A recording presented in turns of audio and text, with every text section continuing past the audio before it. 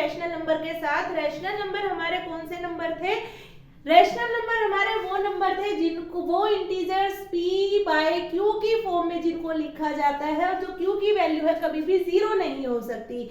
आज जो काम हमें करना है, हमें निकालने हैं रैशनल नंबर। जैसे दो टर्म्स हमारी दी गई हैं, एक दिया है 2/4 और एक कितना दिया है 5/4, और इन दोनों नंबर्स के बीच में हमें क्या निकालने हैं? 5 रैशनल नंबर्स निकालने हैं। तो थोड़ा सा काम हमें इसके लिए करना पड़ेगा। हम क्या करेंगे, अभी जो अगर इसके बीच में अगर हम चेक करें तो हमारे कितने नंबर बन सकते हैं? जैसे 2/4, अगला नंबर हम मान लीजिए 3/4, अगला नंबर 4/4, अगला नंबर 5/4, तो कितने नंबर बने? 2 नंबर्स। तो 2 नंबर्स में तो बात नहीं बनी। हमारे से पूछे कितने गए? हमारे से पूछे गए 5 रैशनल नंबर।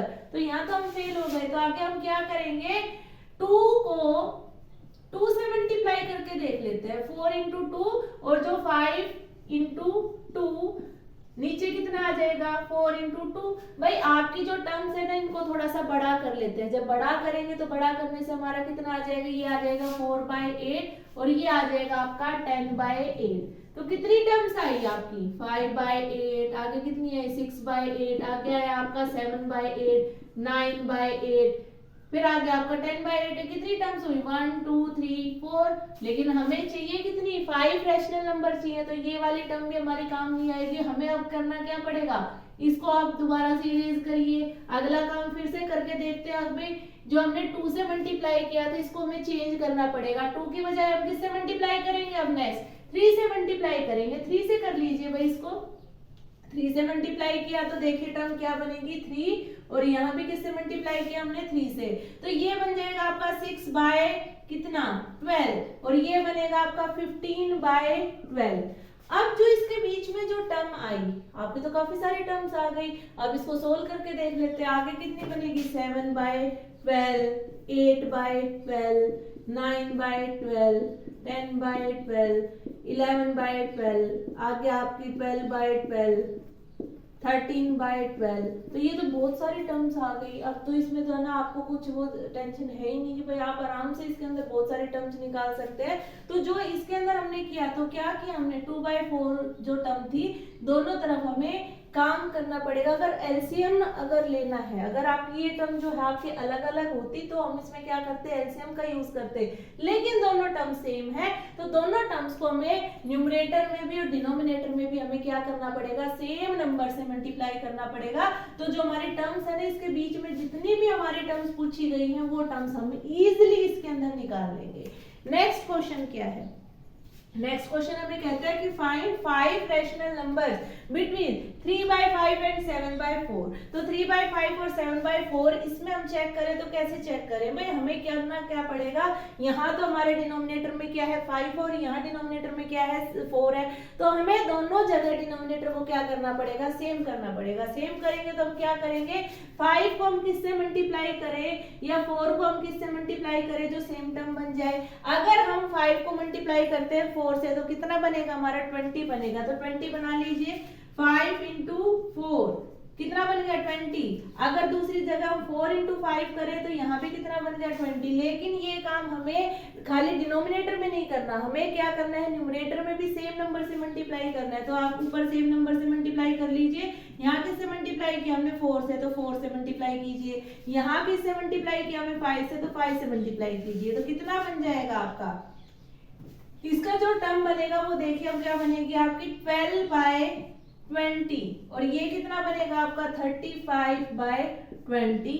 तो आपकी तो बहुत सारी टर्म्स आ गई। कितनी टर्म्स निकाल लीजिए इसमें? 13/20, आपकी 14/20, आपकी 15/20। तो कितनी टर्म्स आपकी? 5 बोली जाए, 6 बोली जाए, 10 बोली जाए, जितनी टर्म्स बोली जाए, क्योंकि आपका जो 12 और 35 में बहुत सारा गैप है। तो आप इसमें इजीली कितनी भी नंबर ऑफ टर्म्स जो आपसे बोली जाए उतनी टर्म्स आप निकाल सकते हैं। तो ये बात की हमने रैशनल नंबर की। आगे कंटिन्यू करेंगे हम इरेशनल नंबर के साथ कि इरेशनल नंबर को हम कैसे नंबर लाइन के ऊपर रिप्रेजेंट करते हैं।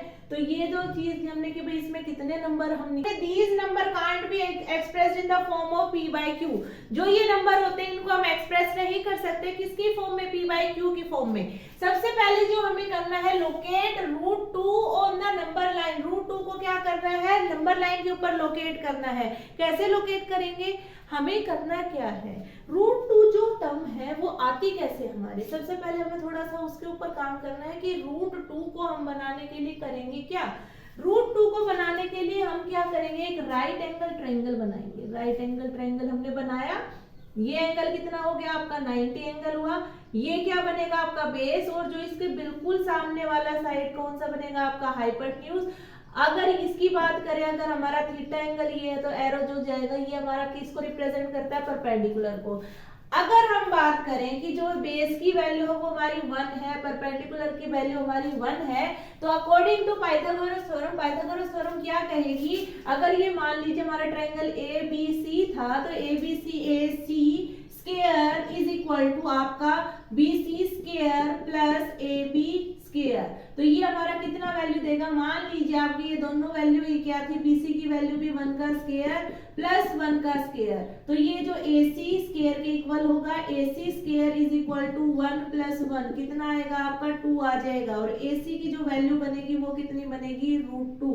तो कहीं ना कहीं हमें ये वाला कंसेप्ट इसके अंदर यूज करना है। कैसे यूज करना है, इसको हम करके दिखाते हैं आपको कैसे यूज करेंगे इसको। आपको क्या बनानी है, एक नंबर लाइन बनानी है।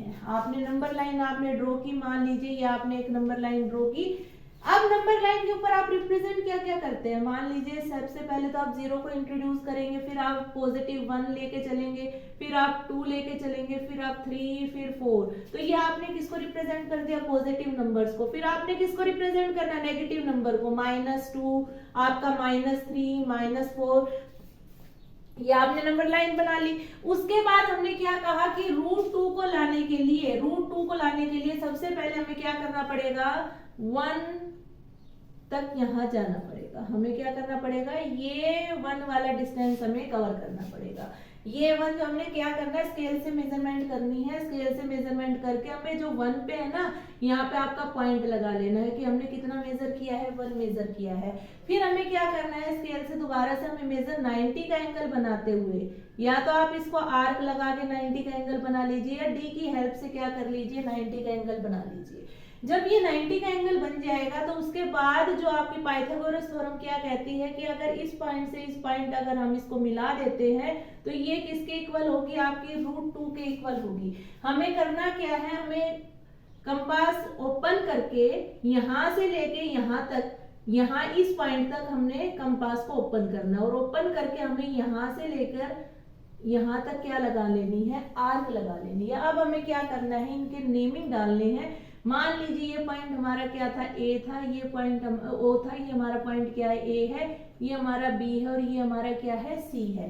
अगर कोई भी सर्कल होता है, कोई भी सर्कल होता है, अगर आपके सेंटर पॉइंट से ये डिस्टेंस अगर आपका मान लीजिए 2 सेंटीमीटर है, तो ये डिस्टेंस भी कितना होगा आपका, 2 सेंटीमीटर ही होगा। अगर आपका यहां से लेके यहां तक का डिस्टेंस रूट 2 है, तो हमने जो ये आर्क ड्रॉ की है, अगर हम यहाँ इसको मेजर करेंगे तो यहां से लेके यहां तक का डिस्टेंस भी कितना होगा आपका, रूट 2 ही होगा। अगर तो हम इसमें कह सकते हैं ओ ए इज इक्वल टू क्या हो जाएगा आपका, ओ सी। तो दोनों ही वैल्यू कितनी हो जाएगी आपकी, रूट 2, क्योंकि ओ ए किसके इक्वल है आपका, रूट 2 के इक्वल है। तो रूट 2 को हम नंबर लाइन पे इस तरीके से रिप्रेजेंट करते हैं। जो नंबर होगा, जो भी रैशनल नंबर होगा, सबसे पहले काम हमें उसी रैशनल नंबर पे करना पड़ेगा कि जो टर्म, जैसे अगर हमें रूट 2 बोली गई है तो रूट 2 जो हम कैसे लेके आएंगे। अगर बात की जाए कि भाई आपको रूट 3 लेके आना है, तो रूट 3 को आप कैसे लेके आएंगे। तो सबसे पहले जो इसमें जो काम करोगे आप वो क्या करोगे, रूट 2 का स्क्वायर प्लस 1 का स्क्वायर, रूट से आपका स्क्वायर कैंसिल हो जाएगा, 2 प्लस 1 तो कितना आ जाएगा, 3। और जो भी टर्म इसके हाइपोटेन्यूज स्क्वायर जो होगी वो आपका सिंगल अगर उसके ऊपर करोगे तो ये किस में चेंज हो जाएगी, आपकी रूट 3 में। तो हमें ड्रॉ करने से पहले हमें थोड़ा सा उस कंसेप्ट को समझना है कि रूट 2 है तो रूट 2 पे हमें काम कैसे करना है, रूट 3 है तो रूट 3 पे कैसे काम करना है। मान लीजिए आपका 5 आया है तो 5 पे जो काम होगा वो आपका अलग होगा। तो सभी के लिए आपके अलग अलग उसके अकॉर्डिंग ही काम चलता है। जैसे जो नंबर आपको दिया गया है इरेशनल नंबर, नंबर, तो उस इरेशनल नंबर के अकॉर्डिंग ही हम क्या करेंगे, उसको नंबर लाइन के ऊपर रिप्रेजेंट करेंगे। तो यहाँ तक का क्या था आपका, जो रैशनल नंबर को हमने कैसे इंट्रोड्यूस किया कि कितने नंबर ऑफ इरेशनल नंबर हम निकाल सकते हैं, उसके बाद हमने इरेशनल नंबर को डिफाइन किया।